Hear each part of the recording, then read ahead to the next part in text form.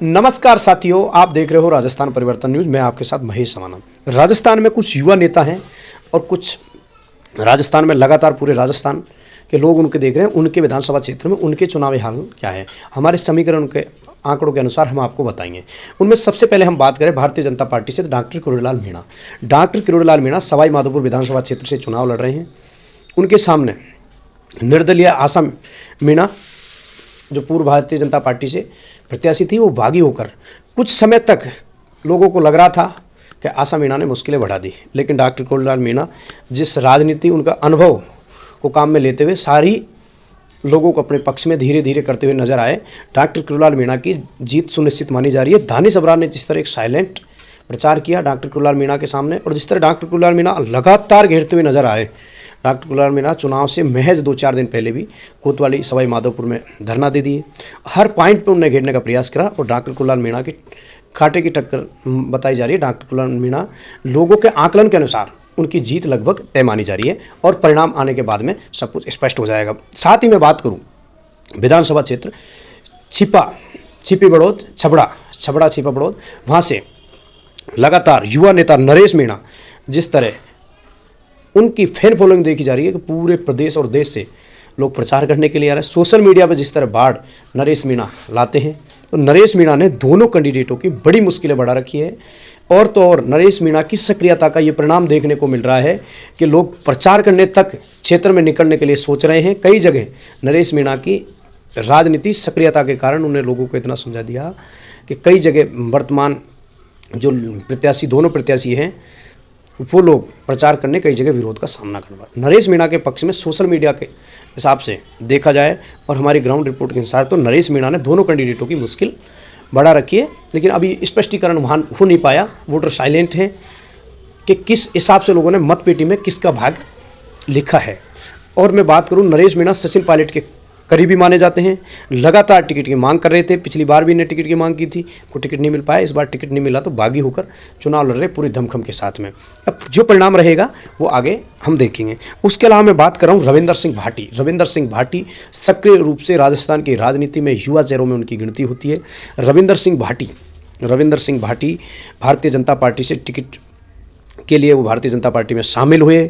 अब वो किन शर्तों पे वो शामिल हुए, लेकिन राजनीति में एक कद, जो लोग अपने समाज में, राजस्थान के चुनाव में राजनीति और जाति की अगर बात नहीं हो तो राजस्थान की राजनीति नहीं होती। लोग सब कुछ भूलकर सिर्फ वोट करते हैं जाति के नाम पर, बात के पर, अपनी बात मनवाने के नाम पर।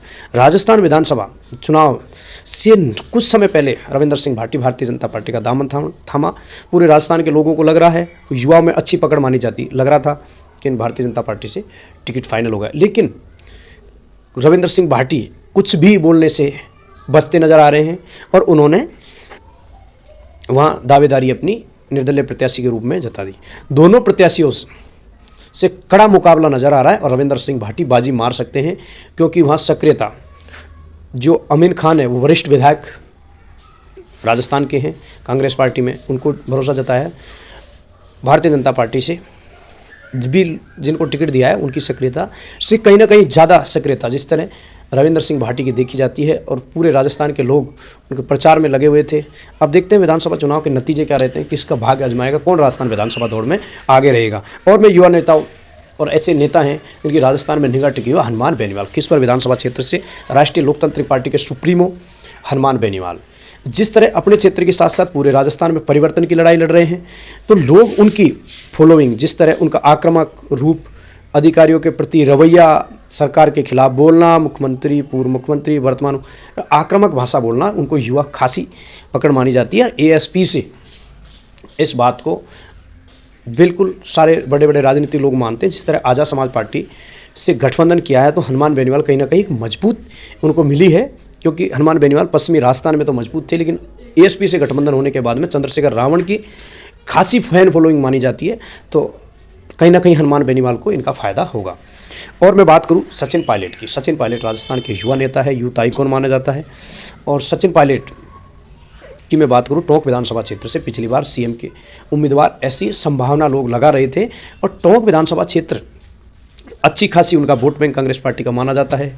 और सचिन पायलट को पिछली बार लोगों ने 55,000 वोटों से वहाँ से जिता के भेजा था। राजस्थान में दूसरे नंबर कांग्रेस पार्टी की जीत वहाँ से थी। इसके अलावा वहाँ एक फैक्टर और था कि वहाँ से बाहर के भारतीय जनता पार्टी ने टिकट परिवर्तन कर दिया सचिन पायलट का टिकट होने से के बाद में, और वहाँ से यूनुस खान मंत्री थे उस समय के ट्रांसपोर्ट मिनिस्टर, उनको टोंक विधानसभा क्षेत्र से उनके सामने लड़ाया था। कुछ बाहरी का असर है। अजीत सिंह मेहता जिनको भारतीय जनता पार्टी ने टिकट दिया है और चुनाव लड़ रहे हैं, उन वो लोकल हैं, वहाँ से विधायक रह चुके हैं, अच्छी पकड़ मानी जा रही है, टक्कर कांटे की बताई जा रही, जीत का मार्जिन कम हो सकता है। अब देखते हैं क्या परिणाम रहते हैं। मैं आगे बात कर रहा हूँ आपको विजय बैंसला। विजय बैंसला देवली उनियारा विधानसभा क्षेत्र गुर्जर आरक्षण संघर्ष समिति के अध्यक्ष विजय बैंसला पहली लिस्ट में टिकट जारी हुआ। पहले कुछ विरोध था, धीरे धीरे विरोध को खत्म होता गया।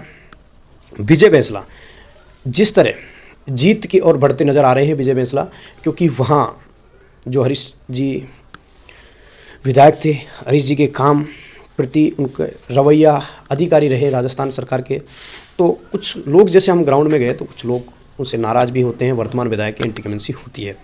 लगातार विजय बैंसला ने लगातार डोर टू डोर प्रयास किया। 1 महीने तक चुनावी मैदान को पहली बार उनके हिसाब से उन्होंने चुनाव को बहुत अच्छी तरह ढंग से मैनेज किया, लेकिन लगातार उन्होंने चुनाव के दिन भी आरोप लगाए कि BLO ने नाम काट दिए, जो लोग वोट से वंचित रह गए, कई तरह के आरोप प्रत्यारोप लगते रहे बीजेपी। अब देखते हैं परिणाम चुनाव क्या रहता है। लेकिन विधानसभा चुनाव में 2023 रोचक रहेगा। और नए चेहरों के मैं बात करूं, दिया कुमारी विधाननगर विधानसभा क्षेत्र से शुरू की लिस्ट में इनका नाम आ गया। लोग मुख्यमंत्री की नज़र से दिया कुमारी को देख रहे हैं। राजसमंद से सांसद थी, क्या कारण रहा दिया कुमारी का, उनको यहाँ विद्याधरनगर से टिकट दिया। दिया कुमारी भारतीय जनता पार्टी विद्याधरनगर सीट से मानी जाती है। उनके सामने पूर्व प्रत्याशी रहे कांग्रेस पार्टी से, उन्हीं को टिकट दिया गया है। पहले विरोध था, धीरे धीरे अब स्थिति साफ नज़र होती आ रही है और दिया कुमारी की सीट सेफ मानी जा रही है। अब देखते हैं आगे के परिणाम रहते हैं। और मैं बात करूं बाड़ी विधानसभा क्षेत्र। बाड़ी विधानसभा क्षेत्र से बड़ा रोचक मुकाबला हो गया है। बाड़ी विधानसभा क्षेत्र में बात क्या कार्यकर्ता नेता कैसे पार्टियाँ बदली। गिरिराज मलिंगा कांग्रेस पार्टी से विधायक थे, पहले गहलोत कैंप में सक्रिय थे, उसके बाद में सचिन पायलट पर उनने आरोप लगाया था खरीद फरोख्त को लेकर, लेकिन फिर सचिन पायलट के नज़दीक आ गए, गहलोत के खिलाफ बोल रहे थे। वो गिरिराज मलिंगा जिन पे एक बड़ा आरोप भी लगा और लगातार विवादों में रहे गिरिराज मलिंगा, उनको भारतीय जनता पार्टी में शामिल हुए, भारतीय जनता पार्टी से टिकट मिला। उनके सामने प्रशांत सिंह परमार जो भारतीय जनता पार्टी के वहाँ से नेता थे, विधानसभा संयोजक थे, उनको कांग्रेस पार्टी में शामिल हो गए, कांग्रेस पार्टी से टिकट ले आए। अब वहाँ से पूर्व विधायक जसवंत सिंह गुर्जर उन नई पार्टी से चुनाव लड़ रहे हैं, तो वहाँ त्रिकोणीय मुकाबला माना जा रहा है। और जिस तरह लोग प्रशांत सिंह परमार, जसवंत सिंह गुर्जर और गिरिराज सिंह मलिंगा त्रिकोणीय टक्कर बाड़ी विधानसभा क्षेत्र से मानी जा रही है। और मैं आगे बात कर रहा हूँ शकुंतला रावत गहलोत खेमे से थी। यहाँ पे भी त्रिकोणीय टक्कर, पूर्व मंत्री थे, वो ASP का दामन थामा है। ASP ने इतनी मुश्किलें बढ़ा रखी है शकुंतला रावत जी के खिलाफ। शकुंतला रावत को सचिन पायलट फैक्टर कहीं ना कहीं सता रहा है। उन्होंने समाज को साधने में कई प्रयास किए, लेकिन कहीं ना कहीं चूक रह गई। और जिस तरह हमने वहाँ ग्राउंड में लोगों से जाना पहचाना, तो उनके खिलाफ विकास की बात नहीं, एक ही था कि उनके साथ क्यों नहीं रही। अब ये राजनीति में क्या इशू एजेंडे अलग अलग होते हैं, वो अपने माध्यम से देखते हैं क्या नतीजा रहता है। लेकिन शकुंतला रावत जी त्रिकोणीय मुकाबले के बीच में फंसी हुई हैं। मतपेटी में भविष्य किसका नजर आएगा। और मैं बात करूं युवा नेताओं में मनीष यादव, शाहपुरा विधानसभा क्षेत्र, उनके सामने उपेंद्र यादव को भारतीय जनता पार्टी ने टिकट दिया है। वर्तमान कांग्रेस में जो टिकट काटा है वो आदमी भी, वो विधायक जी भी निर्दलीय चुनाव लड़ रहे हैं। लेकिन मनीष यादव की जीत तय मानी जा रही है। निर्दलीय जब थे मनीष यादव, उनकी अच्छी पकड़ मानी जा रही है। कोरोना काल में अच्छी सेवाएं बताई जा रही हैं। हम ग्राउंड रिपोर्टिंग हमने वहाँ से की, तो लोगों ने बताया मनीष यादव का युवाओं में, बुजुर्गों में, हर समाज में क्रेज माना जा रहा है। तो मनीष यादव के कहीं ना कहीं जीत के पक्ष में ज़्यादा नज़र माहौल उनके आता है।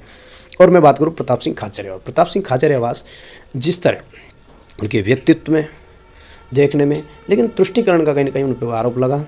गोपाल लाल शर्मा को उनके सामने टिकट दिया, कहीं ना कहीं वो फिट नहीं थे, लेकिन सामाजिक आकरण को देखते हुए कांटे की टक्कर प्रताप सिंह खाचरियावास की बताई जा रही है। इस बार शहर की हम बात करें तो शहरी क्षेत्रों में भारतीय जनता पार्टी का ज़्यादा दबदबा, क्योंकि लोग बदलाव के उन्हें देख रहे थे, लॉ एंड ऑर्डर की स्थिति को देखते हुए। चिकित्सा मंत्री प्रसादी लाल मीणा चिकित्सा मंत्री, गेट आउट का शब्द वहाँ हम लगातार ग्राउंड रिपोर्टिंग कर रहे थे, लेकिन गेट आउट जैसे शब्दों का लोग बड़े जिक्र कर रहे थे। अब हकीकत क्या है, सच क्या है। मतदान आज मतदान करने वाले आम व्यक्ति इतने जागरूक हो चुके हैं कि लोग कुछ बताना नहीं चाहते कि किसका भविष्य तय करेंगे, किसको राजस्थान विधानसभा क्षेत्र में। आप जुड़े रहिए, मैं आपके साथ लगातार अपडेट आपको देता रहूँगा। और क्या रहेंगे परिणाम, 3 तारीख को हम आपके साथ में लाइव जुड़ेंगे।